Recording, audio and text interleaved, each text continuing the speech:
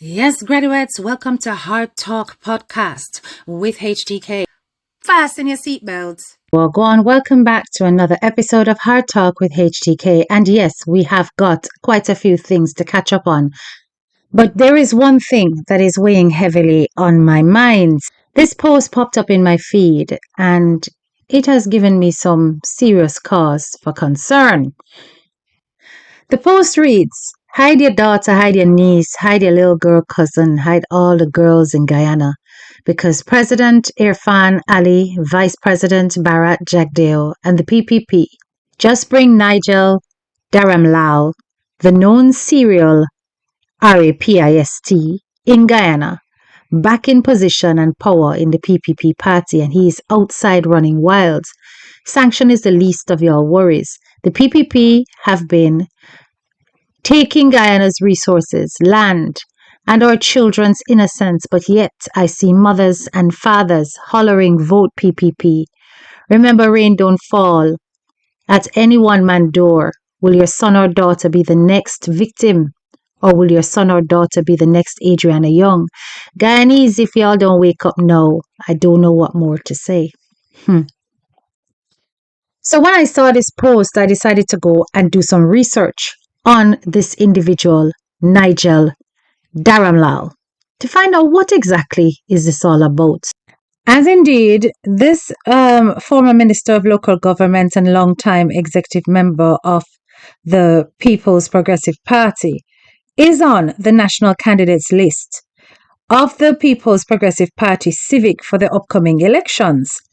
Now, he had resigned as Minister of Local Government in 2023 as a result of a sexual assault allegation leveled against him by a teenage schoolgirl. Yes, so I decided to look a little bit deeper into this. The initial complaint of the teenager was basically that she had been assaulted at the government living quarters of the then minister. The 16-year-old girl had written an open letter to President Irfan Ali, and she alleged that she was groomed, preyed upon, and assaulted by the Minister of Local Government at the time, Nigel Dharamlal. In the letter, the teenager detailed being contacted by the minister via WhatsApp and Facebook, where they struck up a conversation. She also detailed meetings that allegedly took place at his office and financial gifts that were thrown at the 16-year-old child. She detailed being taken to the home of the minister and allegedly being forced to perform sexual acts by him and eventually alleged to an essay. In the letter, she said that she was raped and left feeling broken after the alleged incident at the house back in December.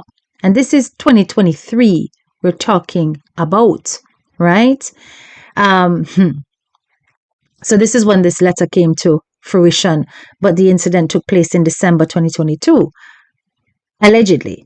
The teenager attached various messages from her phone and social media accounts that were allegedly sent by the minister. She complained of being hounded down by him repeatedly with phone calls and messages, and also said that before the essay, herself and other teenage girls had been warned by two other senior government officials about him. In a statement, President Ali said, while he had seen reports of the allegations, he has not yet received any formal complaints. He noted that any complaint would be fully investigated by the relevant authorities. Sounds familiar, right? The other government officials that were involved in this included Jita Shandan Edmund, who was the opposition member of parliament with responsibility for public security matters. And she claimed that she would seek to gather further information on the case, that once it was examined, that she would proceed to ensure that all the necessary legal actions were taken to ensure that justice is done. And, she spoke out against the reprehensible exploitation of girls in the Guyanese community, and that, these kind of things are of serious and grave concern. Now, while I will not disclose the identity of the 16-year-old, I am going to refresh your memory with an interview that took place with Melly Mel and the said 16-year-old victim.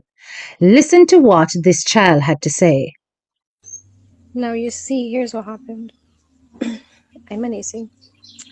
I'm 16. I turned 16 last year, September, and this happened last year, December. I represented Region 2 at the Amerindian Heritage Pageant that he had last year, September. And that is basically how I came into contact with him. I don't want my name to go out there with this because I am very much too young for this. I cannot handle confrontation, and I know for a fact that if he finds out that I am basically doing all of this right now, he might probably just see me as a threat, and you know how that's gonna go. I have I have the entire incident typed out. I'm gonna send that to you. However, I could have probably went public with this by now, but I've seen how this was played out previously. Last year, March, he was this girl from overseas exposed him basically. She said that the sexting scandal that was in last year March, that I don't know if you know about it, but I don't know who is behind this account. I know you wanted and wants that. But I don't care as long as I get an unbiased opinion from you. And here's what, my story is not the best one to put on the cover. The stories that I sent you, I think they're more legit. I still blame myself, want to know for what happened. That is why I said that. So if you read this, you would understand what exactly I meant when I said my story isn't the ideal one. However, he met me when I was 15. You know what this man told me? I wanted to fuck you since the moment I saw you. Yeah. However, I was 16 when it happened. He told me that when we were having sex.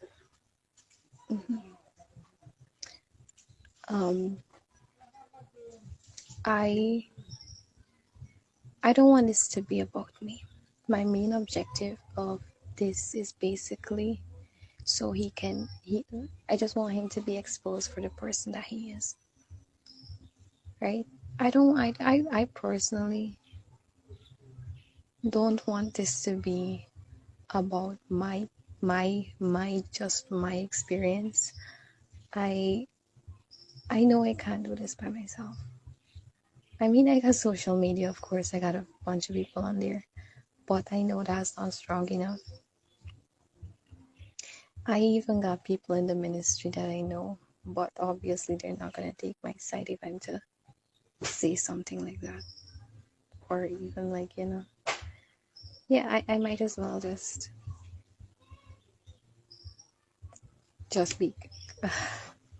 I can't explain, but I know you get what I'm saying, but being honest to me, that's how I feel. I'm scared to come out with it.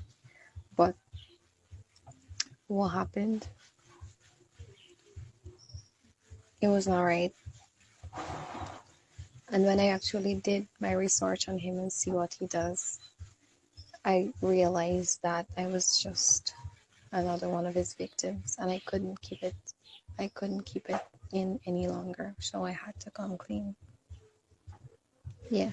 And the person that made those posts that I sent you, I messaged her, and I basically got I got all the information I needed about him, and she wanted me to do a video. And I don't know how exactly she expected it to reach the president, but I don't feel safe doing that at all. I don't want justice for myself. I want him to be stopped and put down, basically. That's just it. Because, like I said, I blame myself for it happening to me. I take some responsibility for that, but it doesn't change the fact that he's a predator. And he goes into the interior regions, and, I guess he does his job, like a part of his job, to go and sleep with the young girls, and they're just. One time he impregnated one of them and then abused her because she didn't want to throw away the child. Yeah. And then he just paid the parents them more money and they cover it up if you see the thing. So that I don't know, man. But just let me know what you think. So this is what took place at that time. And if you're wanting to know what the outcome of this case is, surprise, surprise, within a month later, not even, the Guyana police force indicated that it halted all investigations into the 16-year-old's allegation against Nigel Dharamlal. According to the law enforcement agency, that decision was based on the advice of the Director of Public Prosecutions, the DPP, after the girl last week gave the DPP a statement, a copy of which was delivered by her mother to the police, that she wanted no further action in the matter. So the child withdrew her complaint.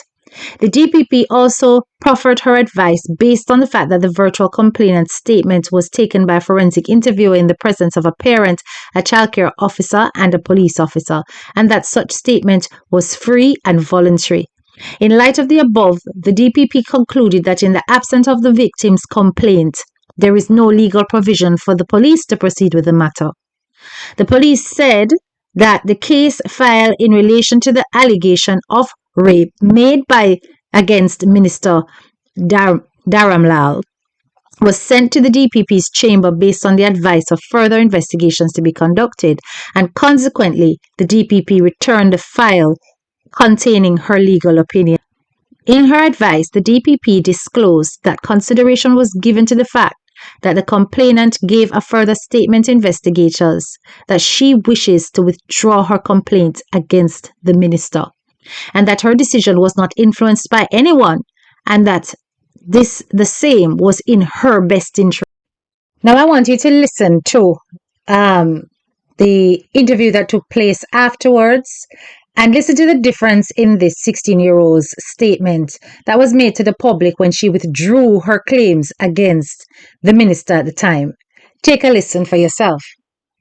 I am Anisi Fredericks, and now that I'm here with my face attached to this entire conflict, I wish to say that this is my resolution, and I will not reiterate further or speak of this again in the future. I hope this brings clarity to those of you that are dissatisfied and continue to question my integrity. Here in my hands, I have a detailed account of what I will be addressing today. Firstly, I'd like to say that at no point would anyone, all inclusive, agree to release such an explicit letter about themselves into the public's domain. I know how Guyanese are, and I did not come in here to be disrespectful, but these are things that don't sit right with me, and I had to say something about it. This letter was not written by me. If your wise analysis has led you to many conclusions, what happened to this major detail? I stand firmly by the two statements I made immediately after the letter started circulating on the internet. The first statement was given to the police, where I clearly stated that I had nothing to do with the letter circulating in the public's domain. The second statement was written by me and posted on my personal Facebook page, where I distanced myself from the letter. This was never examined from all perspectives, but the public picked it up and ran with it regardless. I have since issued a third statement, which was sent to several media houses and media personalities. Unfortunately, the other media houses did not publish my third statement, but were quick to publish about the social media letter written by a fake account. This is very obvious to me that they're more focused on truths to scandalize people. Yes, Kaichwa News front page. A letter with no signature, but the one with the signature was completely ignored. Since this most recent statement by myself has not been met with public acceptance, I am saying this for the final time. With my face now shown for all interested people to see, that I categorically state that there was no sex and the gory details of the alleged event did not occur. These allegations have caused me and my family great emotional harm and tremendous embarrassment. Unfortunately, for the curious, I will not justify my words, because I can say one thing. It was justified to those who needed a justification, and in my opinion, that is enough. All I would say is this entire situation was forced upon me by people who I have never met, or people that know me personally enough to act in my best interest. It was never my desire to include my family in any discussion related to this topic, but it is a matter of exploitation by devious people, especially to me. It was an obvious plot to set up to destroy the character of the minister. I expected it to be calm after he resigned. Unfortunately, that was not the case. Also, I was made aware of comments made by a local Amerindian organization, APA, which stated that I wished to be emancipated from my parents. I am very disappointed in this organization for making such claims. This is totally ridiculous and true, and I really expected better.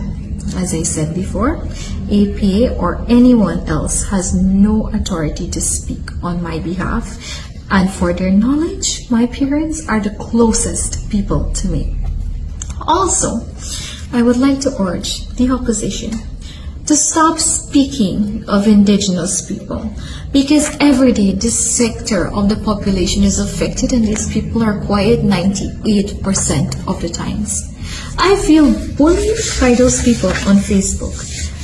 As I mentioned in my statement before, I have no issue with the minister. Since I have been in the safety of my parents, I did some research on the Shanaz Hussein profile and found that it may be a fake account created solely to damage the image of Mr. Dharamlal. I would like to apologize to Mr. Dharamlal. Thank you. No, sir. So, you heard it. No further action was taken as a result of the child withdrawing her complaint. They had no grounds, they claimed, to hold on to this. So the withdrawal of the complaint ended this legal procedure and potential consequence for the Dharamlal.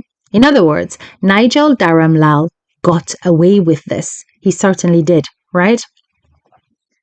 Now, prior to all of this, which obviously is one of the most incensing accusations against this minister, there was a comment that Dharamlal made that he had to apologize for. This is going back to February of 2022.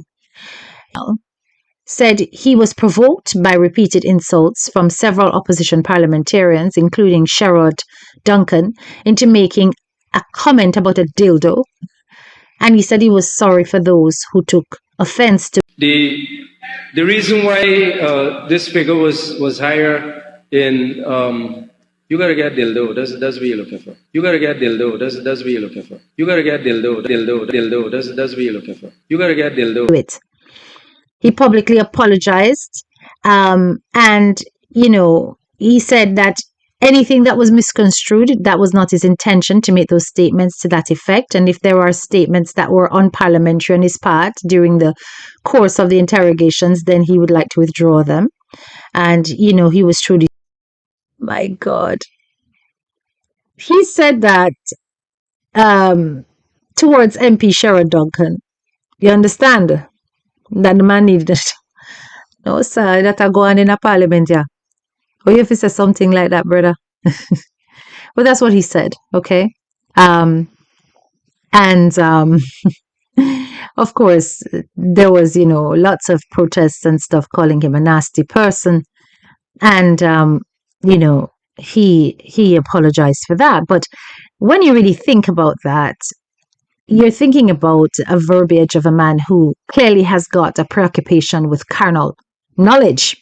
And this is why it came out the way it did.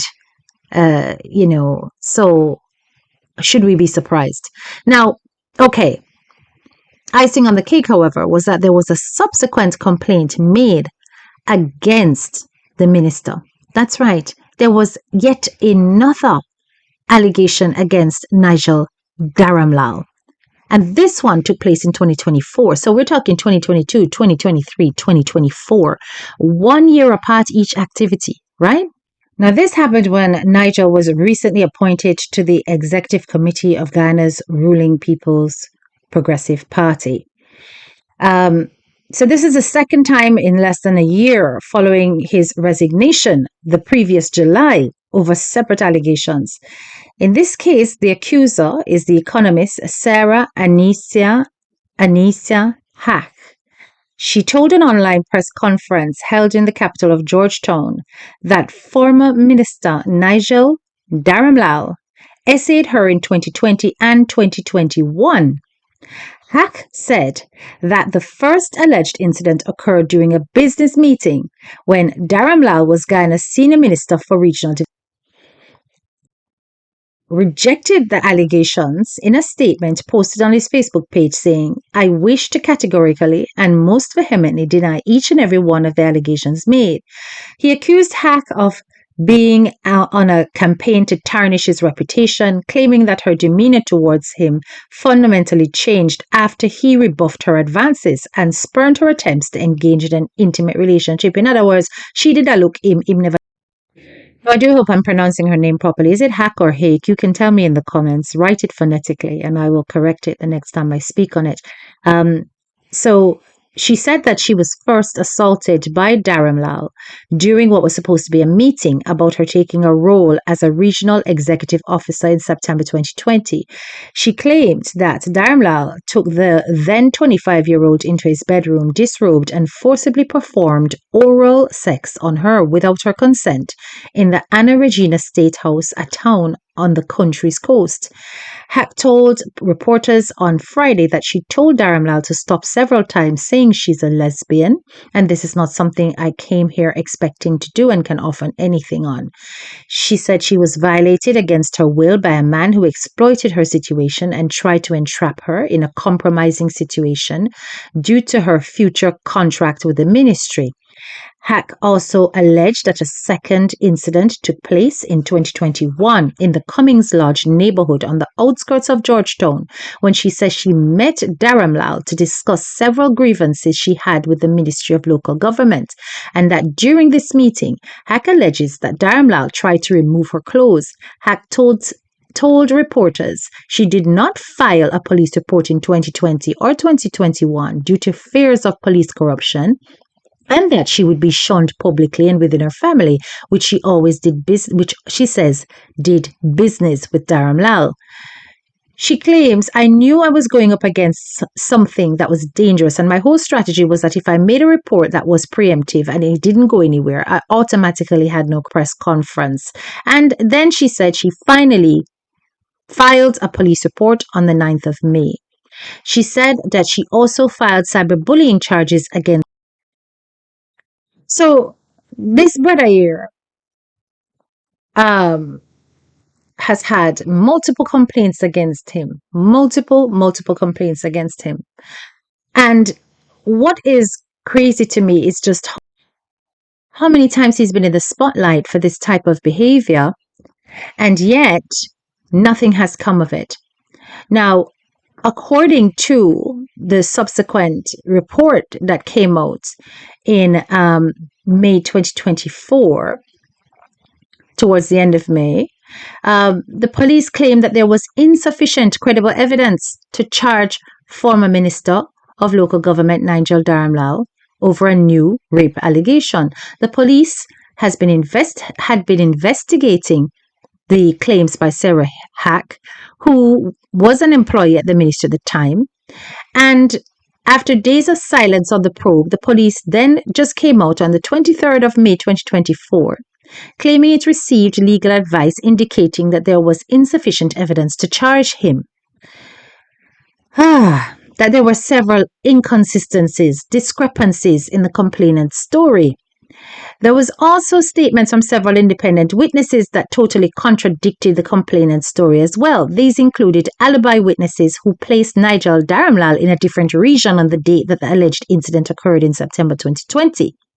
Statements also disclosed that Nigel Dharamlal is not the owner of the house where the alleged incident occurred in January 2021, and he has no access to the same. These disclosures, among others, resulted in there being insufficient credible evidence and no realistic prospect of conviction in these matters. So, in keeping with the code of prosecutors, a case which does not pass this evidential stage must not proceed, no matter how serious or sensitive it may be. The statement did not identify the source of the legal advice when it was given by the police.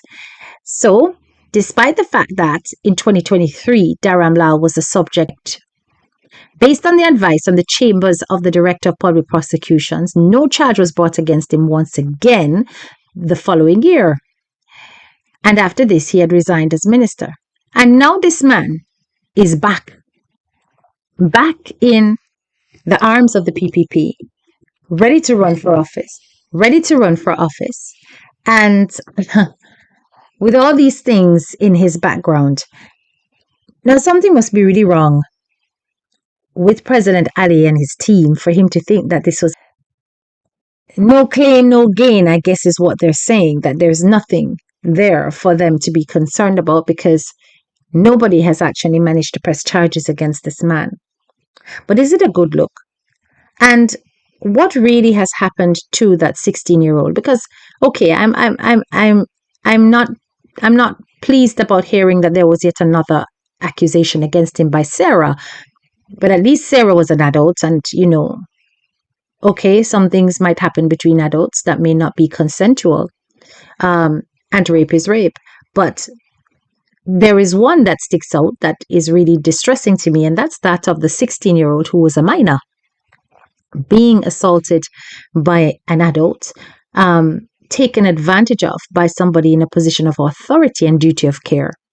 And the fact that this was withdrawn, these claims were withdrawn, there was no complaint to go forward, does not mean that he's innocent. If there's no case to try, it does not mean he did not do the things that he was accused of doing. And I have a high suspicion that this child was manipulated into silence, that there was some corruption involved that would have silenced this teenage girl from coming forward and would have put severe pressure on her family members as well, that would have made their safety at risk had they breached that silence. And we all know that corruptive influences can indeed stop these things from being brought to justice because they have the power, the means, the money, the manpower to cripple vulnerable people into a state of paralysis when it comes to fighting for their own justice. So I am shocked that somebody of this caliber is being brought back by the PPP to run in the next election. I do not understand how the people of Guyana has accepted this so quietly. So yeah, that was something that came to my attention that was resting on my mind. And I had been just thinking about this since I saw the post because I just genuinely couldn't believe it. But are we surprised that there are people who will dismiss things like this and, sweep it under the carpet? No. Let me tell you something, Guyana. Across the Caribbean, across our diaspora, we are infected by human beings of this kind of mindset that would rather pretend as though we do not have men with serious problems amongst us, and it's not just men. Yes, I'm not going to be gender appropriate. It can be women as well. And we would rather turn a blind eye, especially if they're in positions of power, influence, or if they're bringing some financial gain and prosperity. We pretend as though no, these things compensate for their lack of ethics and morality and their ability to display predatory behavior. And when I listened to this video about the 20-year-old who was assaulted in Ragu Bar, I had to shake my head. Now, this character whose video I'm about to play is probably very familiar to you. And I just want you to listen to what he has to say. Yeah, very colorful character, yes. And it's not really about his gender or his gender choice. It's more about My fans are asking me what is my opinion regarding the alleged rape that is circulating on social media. When I look at all the videos and I analyze everything, I came up with a conclusion. And it's a conclusion that you may not like. It's not rape. It was an enjoyable moment under the influence of substance. That is what went on there. Everybody was high, everybody was drunk, everybody was having fun. So Miss Lady now decided now that she gonna run a train. Menage a trois. You understand me? You know when it become rape? It became rape when everybody gets sober and they feel shame. So yes, it become rape. And to family members and friends and police, and let me tell you, do not force people to make statement. Do not force people to make statement. Don't put innocent men and women in jail. You understand me? It wasn't rape. It was called high and horny. Nice moment. You know? Let me film it. Everybody. Yes. People sharing posts. You understand me? Not everything is rape. People cannot come around me with nonsense, you know. Because I put you to your place instantly. Right is right, wrong is wrong. You understand me? The club need to be closed down to encouraging this lawless behavior. How did it even get to that? Why did you serve the girl more drinks when you know she done drunk? Why you serving the crowd more drinks when you know everybody high? Wait, is it a club or a sex club? What the ras is it really? Eh? Miss Lady, you cast that shame on yourself. You understand me? You need to fix it. If you know you can't handle your drinks, you can't handle your substance them, then don't take it. Simple as that. Because some of y'all want to play big woman. You understand me? You want to use everything in the drugs calendar. Everything in the bar I got for drink. Some of y'all don't even buy your own drink. I just go and depend for man for buy your drink. So when the men them drop thing in your drink, I look for that. If you ain't got money, don't go out. Don't want sponge off for nobody. When you sponge off for men, this is what the men them just do. The men them got to get back their payment. And the payment is either a sock, kakabog, or a rampata. You understand me? It is not rape. It is not. You understand me? Like I said, it only become raped when it was videoed, shared around on social media and other different platforms. That is when it become rape, because the alleged victim wake up the next day, sober, hangover, and she's like, what the fuck I do last night? Me can't remember I do that. ah boy. Boy, listen, there's a thin line between that argument and victim blaming, huh? Listen, this is not to say that it is impossible that she was a willing participant in the consumption of alcohol or whatever other substances were coursing through her veins. However, when you take a good look at that video, as much as she was converting with one man as the main, intent of the dance that led to other things, you clearly missed the part when she was lying on the table and several other hands were interfering with her parts, her private parts. And these hands were coming from the audience, whom she never invited. They just did that without her knowledge or, permission given.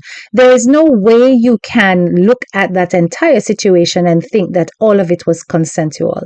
And also, there were several times when this young lady was actually trying to brace herself upwards and move this man from on top of her. And because she was too inebriated to actually control the situation, she was in essence like a lamb to the slaughter. So we've got to be very careful of the things that we say, that, we have to have some kind of responsibility with our mouths. We can't be so reckless. You can't just assign everything to a big orgy party that went wrong because of regret. Because at the end of the day, as you rightfully said, the club had no right to facilitate this kind of behavior. And, it's clear that everybody was quite drunk or high or under the influence of something. And the facility does deserve to be shut down. I do agree with that. But likewise, the men who did what they did without permission given do need to face the full arm of the law. And if on further investigation it was found that this young lady willingly participated with one, she certainly, and it was so visually obvious, did not participate with the rest who took advantage of a situation. And this brings us to the whole concept of men not knowing how to handle rejection and what it can lead to for vulnerable females. This situation here we're about to discuss is a brutal murder that took place of the 26-year-old Linden school teacher, the mother of three. Her name was Jenel Polydore. Now, Polydore was involved with a 21-year-old by the name of Shaka Phillips. Now, this man, also known as Concrete Man, who confessed to the brutal killing of the school teacher, shares a child with Polydore and admitted that he actually shot her during a confrontation at a wedding reception on the 19th of July at the R&R Hotel in Central Amelia's ward in Linden.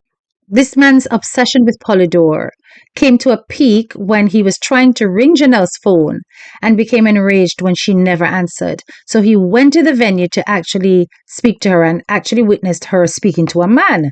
Now, this is her ex. This is not her current partner. And this woman has done everything in her power to get away from him. He got really upset when he saw her and, speaking to the man and argued with her. Then he pulled a gun from his shoulder bag and shot her. But even after this low-life creature shot this woman once, Jenel ran into the hotel yard and he chased her and fired again and hit her a second time, where she collapsed in the yard, and he then fled the scene on a bicycle and threw the weapon into the Demerara River at Adams Boat Landing. Because of the high tides, investigators were unable to recover the weapon. Now, I want you to listen to these voice notes, these disturbing messages that were sent between the school teacher and someone else. Going on for you. Hey, like Shaki getting on bad, man. It's what fun between you and me.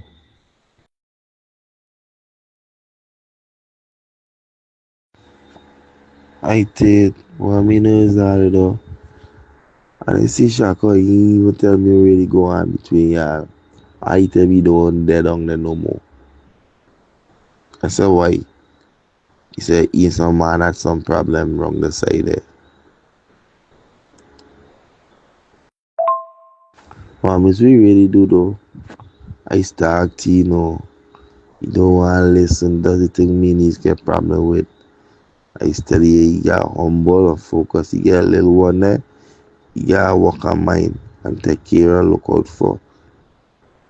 But the man don't like here, but it's like, like you feel somebody going control you if you only listen to them when they're telling you certain things that will make sense.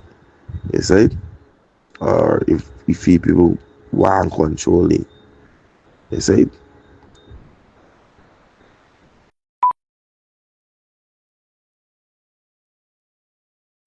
he started getting mad, like trying for always torment you, always rowing but this and that, and then he want hang himself, and then he then doing all kind of shit, man, and then he walking.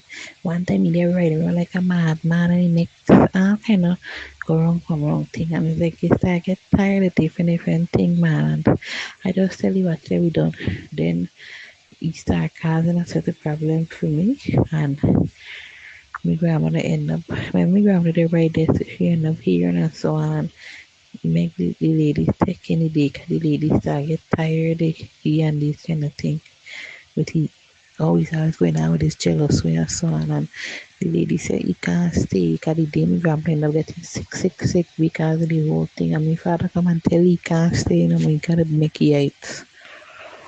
And after that, when he left here, so he still there.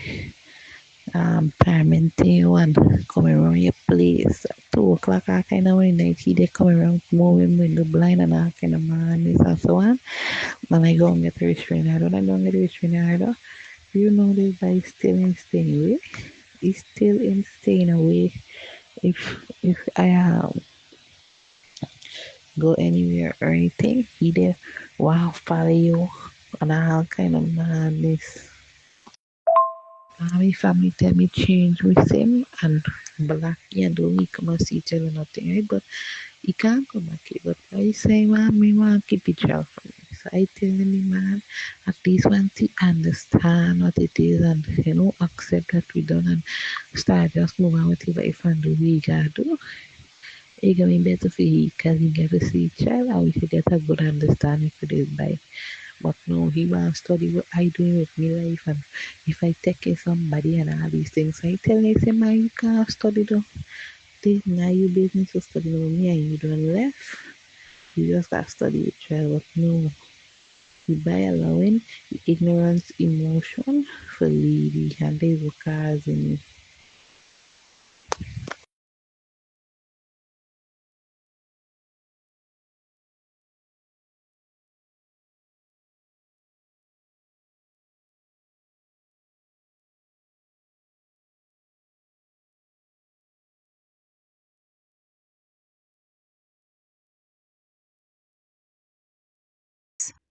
So in the text messages, you can clearly hear her telling a friend that, they've left. He doesn't want to accept that, he's no longer in her life.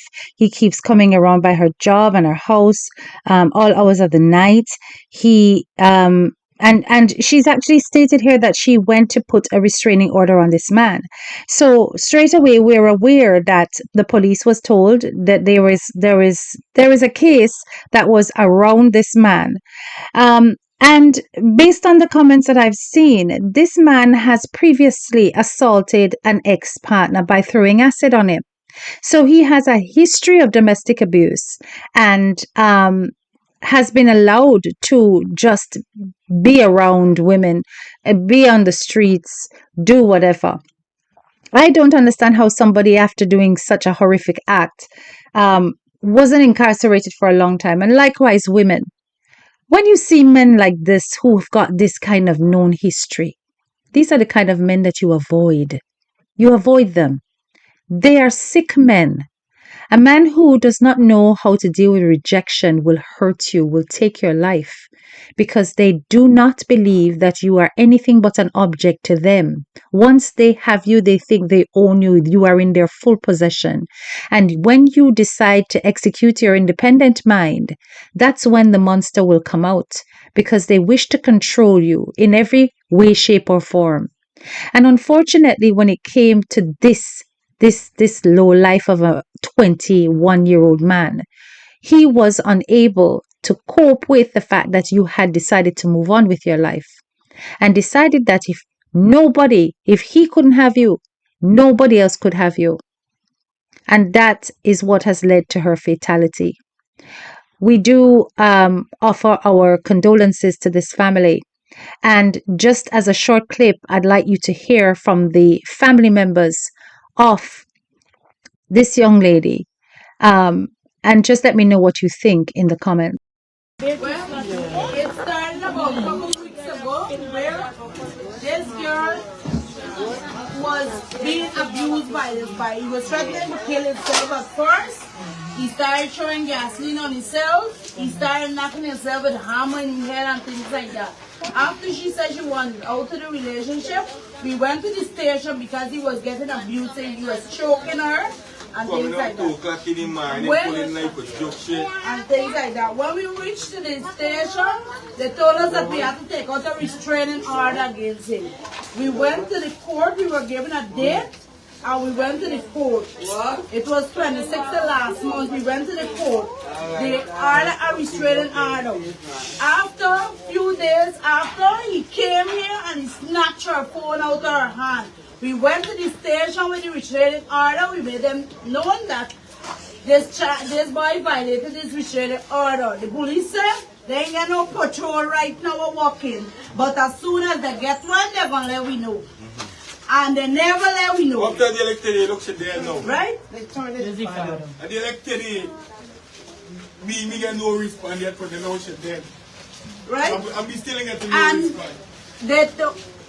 When we went to the station, they also told us that a tech meet like her, you think the man will want left shit? What? Yeah, and then they said we should choose still peeny face. When the police jeep and what we wasn't supposed to do it. The officers them tell me that why we don't throw steel pin in the face and this type of thing. And they got to figure out a strategy for when you can't get justice out of so these things. You call the police and the police here and telling you throw steel pin. I just drive and go to the station for them, not call them. And then it was wait like 3-4 hours after the nigga come. I called this officer. Strategy how to catch this. Yeah, I even called them because they gave me a number to call them as soon as we see the person. And it just passed here right now. Just passed here. You target me, looking for kill me now. After he finished when he don't shoot police around here? No, when he don't shoot me that time in the word, he write down. But when he don't get the phone call, so we left here. He right in me yard there with the gun in his hand, looking for me. But I didn't mention he don't let go anywhere. I don't usually get shot. No police didn't even come around. There's no nice and the thing of it, what upset me the most is that he come last. Like the he get right down the park. Upset me the most is that after when the this police thing got police, shooting, you see 20-something police, they over here like Jesus, like they could raise the dead. Right? And we can't get to guys are more now these days you can't report violence to violence abuse to station because when you report the violence abuse to the station, you become a victim of murder because the people would come after you just after because there's no proof or no security to say that you're safe after them. And that's exactly what my daughter said. She said that when you go to the station, that's why she didn't want to go in the first place because there's no way that these people are going to protect you. We have to change the bolts and lock them on the door just to keep the guy out. He come in and go around at the back and knock your window and things like that. When you call the police, we done a case in the ward. We gonna come. You call again, when they do come, we gone. So we as well, we the police. So we supposed to say if 3 hours after where we got, or we have track on this bike. Are you your mother? What's your name? I'm a stepmother. Yes, I'm Madonna Polydore. And there's the baby that she died and leave? Yes. How old is the baby? He's 4 months old. And this is who the grandmother? This is granny, yes. This is her grandmother that she this lived is the with. person This is the person from who raised her from birth. This lady? Baby, yeah. That's your Oh, let she cry. You can't say she don't cry. And she not well at all. Oh. Yes, a few months ago, mommy had a stroke attack.